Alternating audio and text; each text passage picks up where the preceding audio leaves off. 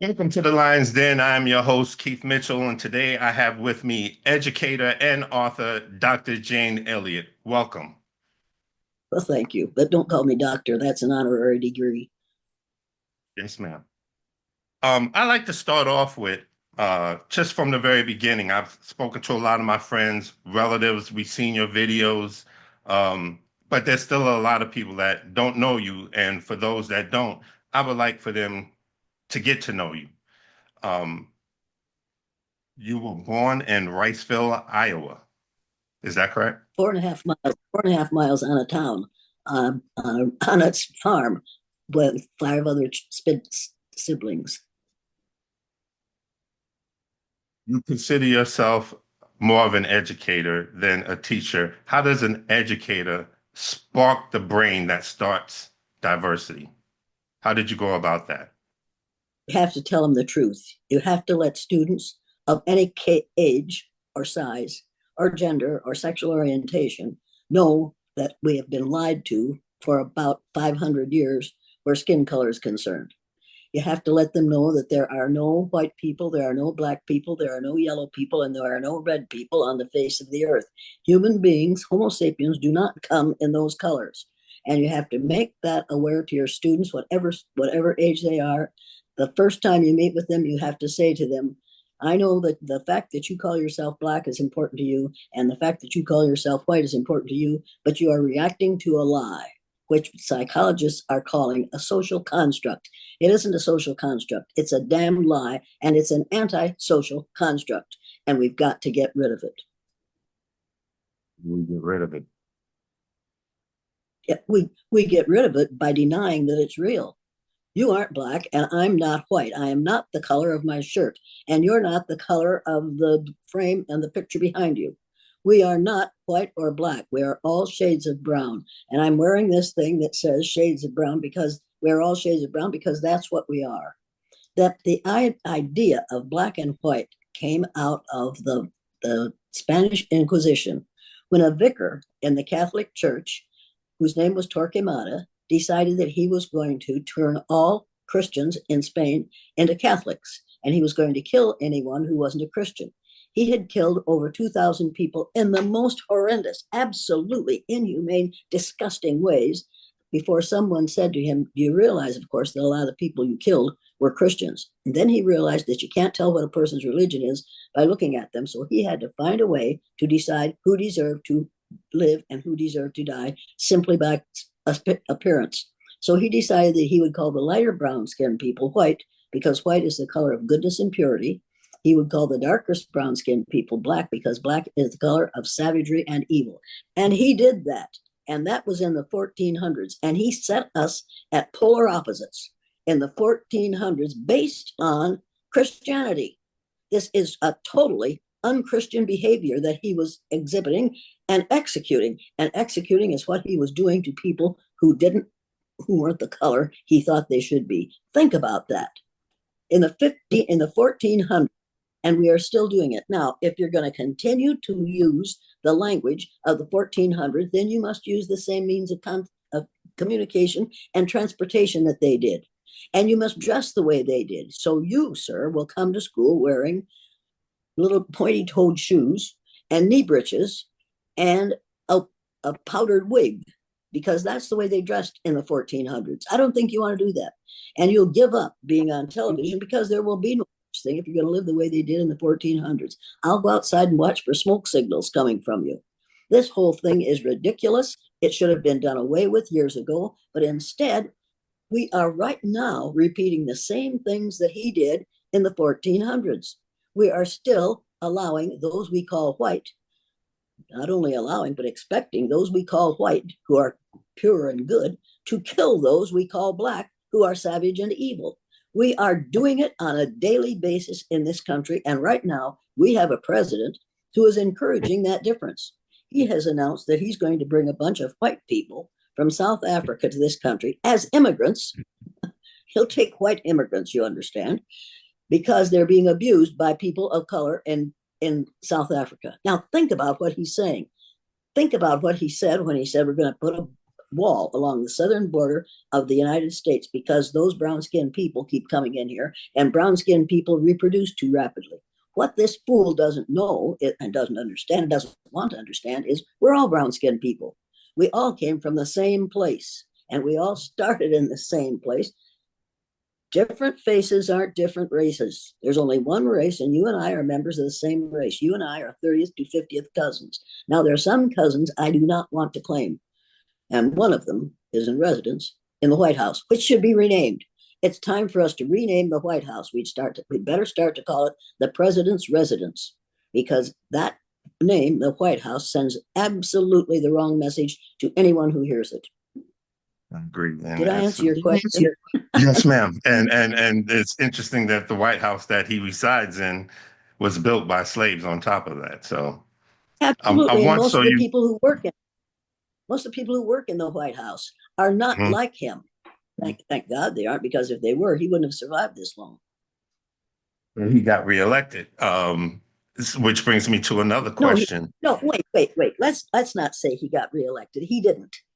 A man from South Africa bought that election. He's got billions of dollars, and he managed to buy that election. You know it, and I know it, and Trump knows it. And so he allows this fool. Anyway, getting right along. Other countries didn't allow their vote to be bought. We saw what happened in Germany. He tried to pay it off. He tried to buy their vote for the far right, but it didn't work. Why does that work in this country? Why is this country, some people, so scared of 3 letters like DEI? Well, because they don't understand what DEI is about. They don't understand what DEI means. Most of them are people who, the 40% of the Republican Party, are people who haven't gone beyond the high school level. Probably may not made it to high school. They are people who are not thinking. And when you watch the reporters interview people who are at his rallies, it is just terrifying. Because they are so thoughtless.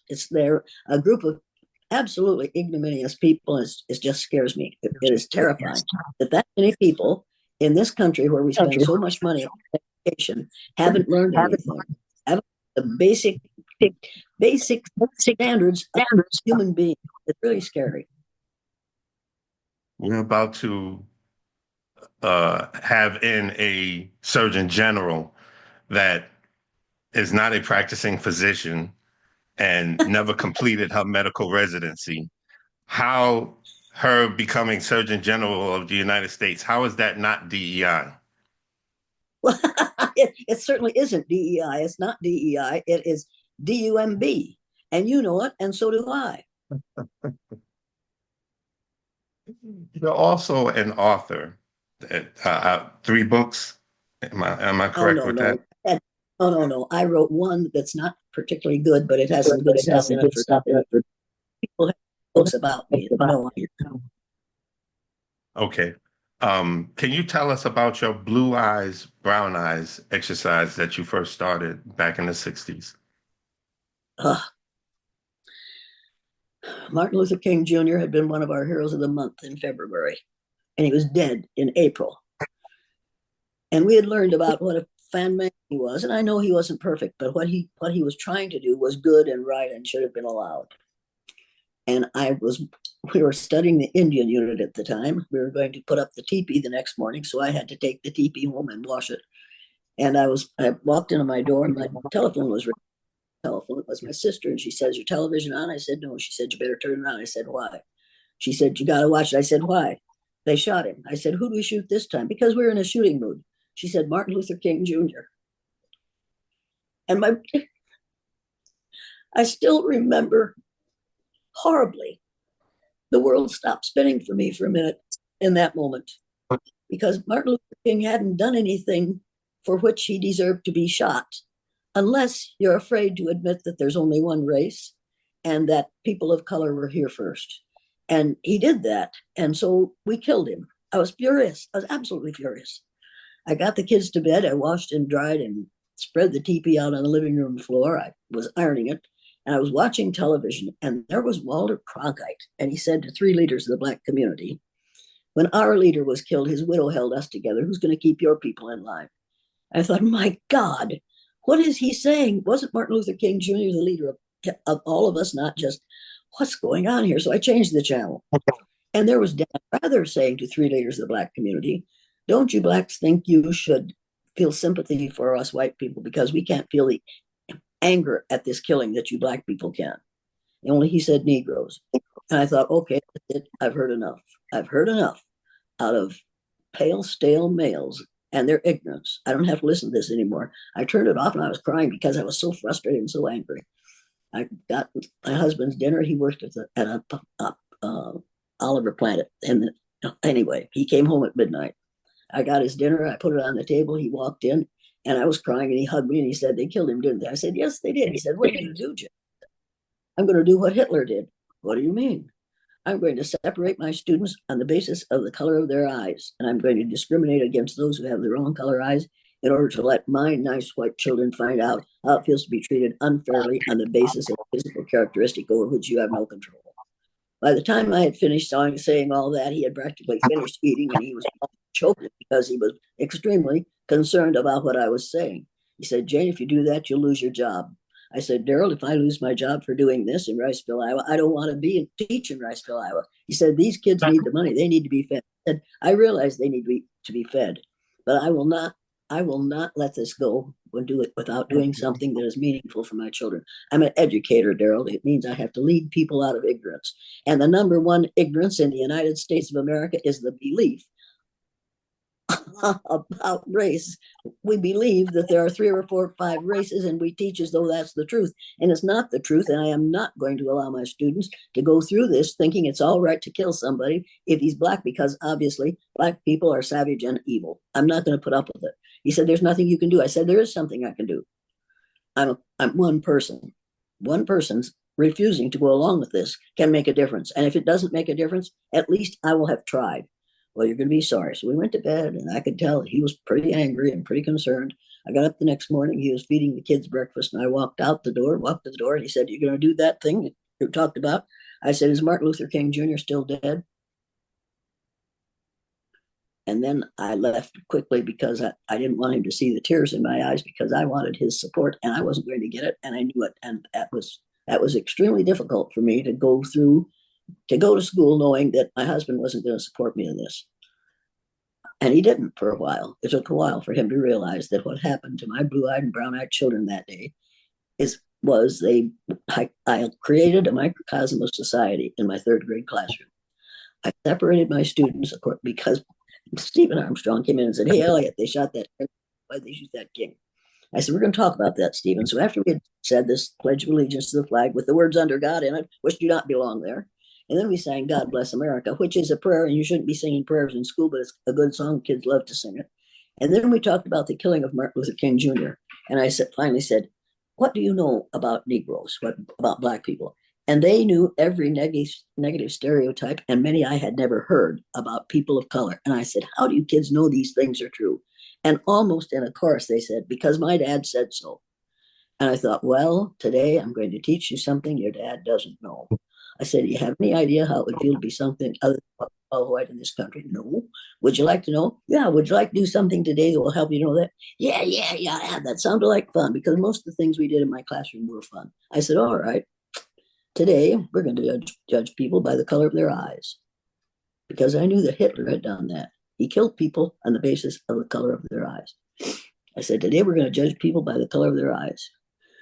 Now, we're going to put brown-eyed people on top the first day, because everybody knows that brown-eyed people are smarter than blue-eyed people. They're cleaner than blue-eyed people. They're more civilized than blue-eyed people. And at that point, little Debbie, brown-eyed Debbie, sitting in the front row, looked up at me and she said, how come you're the teacher here if you got them blue eyes? And I thought, well, you little shit. Now, I had never thought that about a child in a classroom before, but at that moment, all of a sudden, I was on the receiving end of racism. I couldn't believe that she would say that to me. And then Alan Moss stepped in and said, all right, well, that's all right. She's a good teacher, even if she does have those eyes. It's all right. She's okay. And I thought, oh, my God, here's my Uncle Tom. This kid is going to defend me because my eyes are the same color as his. So he'll go along with something wrong because we are members of the same group today. It was absolutely terrifying. I could not have imagined that my little third graders, 26, 27 little third graders in Riceville, Iowa, all Christians, could possibly become as hateful and as horrid as they became after 15 minutes of being told that they were superior or inferior based on the color of their eyes. I learned more that day than my students did because I thought I knew. I knew nothing. I knew nothing until I was exposed to racism personally, immediately, and viciously. It was the worst. It was the worst day I've ever taught. And at noon, I thought I'm going to put a stop to this because this is too ugly. Excuse me. Every time I think about this, I start to cry. So you'll have to wait a minute while I get a Kleenex. I should have brought it with me, shouldn't I? Sorry about that. Fine. I went down to the teacher's lounge at noon because I needed some help. I needed somebody. I needed somebody to talk to about what was happening in my classroom. Went into the teacher's lounge. There were probably 8 or 9 teachers there. And I told them what was happening in my classroom the day after Martin Luther King Jr. was shot. When I had finished telling them what was going on, the younger of the other 2 third grade teachers, who was about 45 at the time, said, I don't know how you have time for all that extra stuff. It's all I can do to teach reading, writing, and arithmetic. Well, she hadn't taught reading, writing, and arithmetic yet. She might as well have done the extra stuff. The other one was over 60 years old, had been molding young minds in that area for many years. And she looked up at me and she said, I don't know why you're doing that. I thought it was about time somebody shot that son of a bitch. No teacher frowned. No teacher said, Helen, how can you say such a thing? No teacher said, judge not that ye be not judged.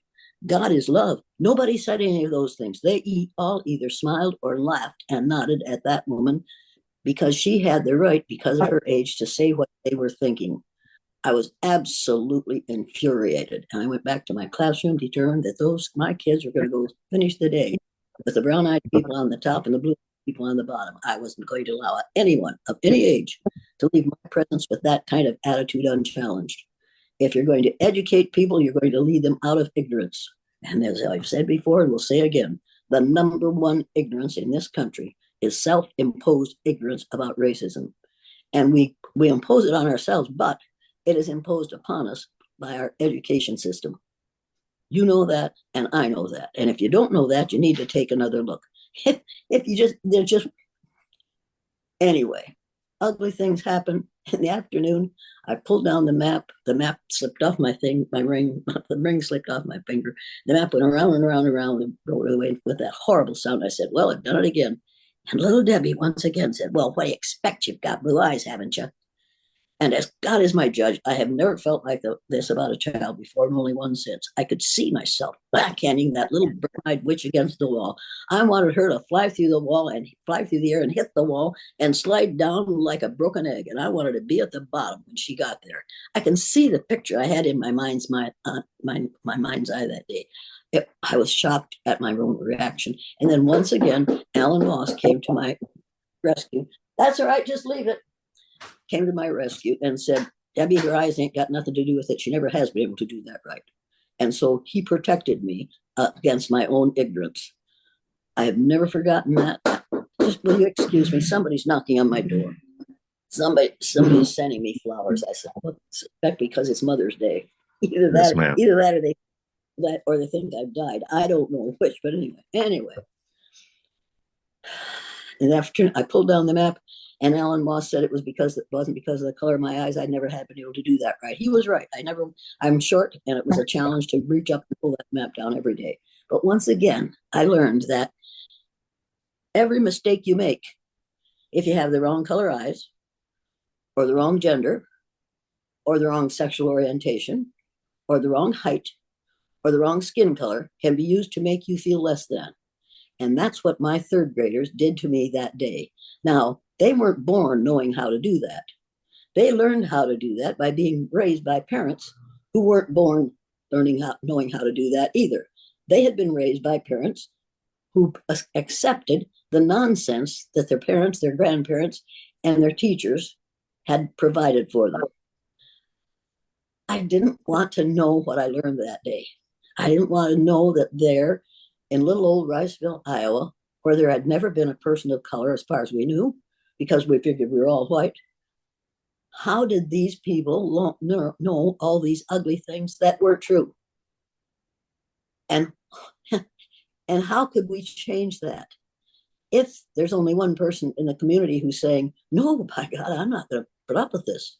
I'm not going to stand here in this classroom and teach children who are all good Christian children. We had one Jewish family there, but the rest of them were all good Christian people and good Christian children who didn't even know that Jesus had kinky, woolly hair and feet of bronze, and whose parents wouldn't be as eager to kneel to him if they knew it.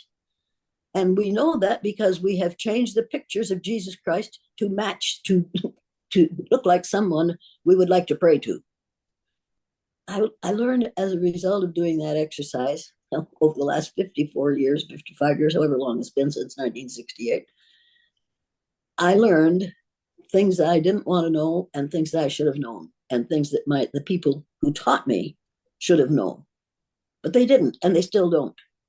We still are teaching the lie. We're still using the Mercator map, which Mercator was commissioned by the Pope at that time to draw a map that showed the spread of Christianity. Are you familiar with the Mercator map? Of course you are.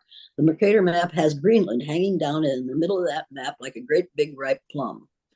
And at the bottom of the map, in the legend, it says, South America is actually 9 times larger than Greenland. But you have to read the legend in order to find that out. When are we going to change that? When are we going to start using the Peters projection map? Now just look at this map. You see little tiny Greenland up here? Little tiny Greenland is that tiny. This map shows the land masses on the earth in the right size, shape, and proportion. This is an important thing that we should be using, but it isn't what Christians thought we should be using. We have to use what the Pope said. I'm really not impressed with all the nonsense that we're hearing about the Pope, the new Pope, because he's an American Pope. As an American Pope, maybe he can get us to change the map of the world and start using the Peters map instead of the Mercator projection map. It's this kind of thing that I've learned since doing that exercise. I've learned things I didn't want to know. I didn't want to know that I'm a racist. I didn't want to know that I was raising racist children. I didn't want to know that I didn't know what a racist was. I didn't know how much I had to learn. And I have spent the last, 57 years trying to learn what I should have known before I was hired to teach in any classroom, any place in the United States of America. As a result of doing that exercise, I've been called every name you could imagine. My children were beaten and spit on. Their belongings were destroyed. They were abused by their peers, by their teachers, and by the parents of their peers, to the point where the principal's wife, the elementary principal's wife, who happened to be teaching at the junior high, his wife was teaching at the junior high, stopped me at a teacher's meeting one day and said, Jane, you got to get your kids out of the school. I said, why would I do that? Their grandparents live in this town. They like this place, she said, because these teachers are trying to destroy your children and they're having fun with it. You need to get them out of here. I said, all right, I will. So I called my husband. I told him what had been said. He said, I'll call a real estate agent. So he called a real estate agent. I met the real estate agent in town. He showed me 4 houses that were the absolutely worst, run-down, ugly places you could ever try to sell to anyone. I finally said after the 4th one, are these the best houses you have to sell in Osage, Iowa? And he said, they're the best I have for you. And I took it, and I came home, and I called my husband. I said, what do you think he was saying? He said, I don't know what the SOB is saying. I'll call somebody else. Well, that same real estate agent called me the next day and said, I found a house for you. I said, where is it? 6 miles from town. I thought, ha, that'll keep me out of the faces of the people who live in town. Won't it? 6 miles from town. That's good. I said, what is it? And he said, it's an old schoolhouse. And I thought, oh, okay, I know what this looks like. I said, well, I'd like to take a look at it. So we came out and I took a look at it. And it was a schoolhouse that had been built as part of the National Recovery Act. And it was 3 stories. It had a basement and a first floor and a second floor because the people who had bought it were trying to turn it into a house instead of a schoolhouse. It was perfect. I called my husband. I said, I found something for us, someplace for us to live. He said, where is it? And I told him, he said, that. I said, what? He said, All right, I'll look at it. I don't What look is it? at It's it. an old school. I legend in a G80 old schoolhouse. I said, Daryl, come out and look at it. If you don't like it, we don't have to have it. But if you like it, we'll buy it. So he came up and he walked through it one time and he said, I could live here. I said, if you're going to live with me, you will live here because I'm going to live in this house. So we bought it immediately, and I've lived in it ever since. And I drove back and forth to school from here to Riceville, about 12 miles every day, one way. And so they didn't get rid of me. They got rid of my children. I got my children out of their line of fire, but they couldn't do anything about me because when people said I should be fired because of doing that horrible thing with those poor little children, they went to the superintendent. People who wrote about it, newspaper, reporters, came and interviewed the superintendent, and he said she did the right thing. Why would I fire her for doing the right thing? What she did was right. I could have taught there forever because I was doing the right thing. The right thing is to lead people out of ignorance where race is concerned. There's only one race, and you and I are members of it. Okay? I'm sorry, Miss Elliott. Finally, I got 5 minutes left. What does I'm sorry. America need to do to right the ship that with a racist 34 times convicted felon as our president that's destroying education, getting rid of so-called DEI, but basically writing Black heroes and the like out of our education books and whitewashing everything? What does American education and people need to do to try to right this ship at this point? They have to stop going along to get along. They have to get into those rallies and they have to make noise and they have to make trouble. They have to make good trouble. They have to let these people know that they are not going to get away with it. We are not going to tolerate having this fool as the president for 4 more years, nor even for the next 3 years. He is a convicted felon. He has been convicted of 34 felonies, and he did that before he became president. So when the Supreme Court made him fixed it so that he couldn't answer for any of the crimes he did as a president. He committed those crimes before he was president, and he should be found. He should suffer the result of doing those crimes. And we should insist that they practice law instead of practicing law. It's time for us to get this man, send this man where he belongs. He cannot be immune for what he did before he was president. And they gave him immunity for anything that he does while he is in office. But he committed those crimes before he was in office. So the Congress of the United States should get themselves together and take him out. And I don't want him dead. I want him in prison because that's where he belongs. He belongs in prison. He's a mob boss and he belongs in prison. He has indicated that that's where he belongs, indicated by his actions, by his words, and by his behaviors. Trump, for me, is an acronym for tyrannical, racist, untrustworthy, misogynistic pig. And you can't argue with one of those because he's what? Would you mind if I use that from now on also? You may quote me because they can't sue you for it because there is not one word in that is inaccurate when you describe this person. Tyrannical, racist, untrustworthy, misogynistic pig. And if that represents who people want to vote for to lead this country, we have a problem. And we need to realize we have a problem and change our ways. Jane Elliott, I thank you for your time. It's been a pleasure. I would love to have you back and continue this conversation. Anytime you're free and you can make time for us, please let us know.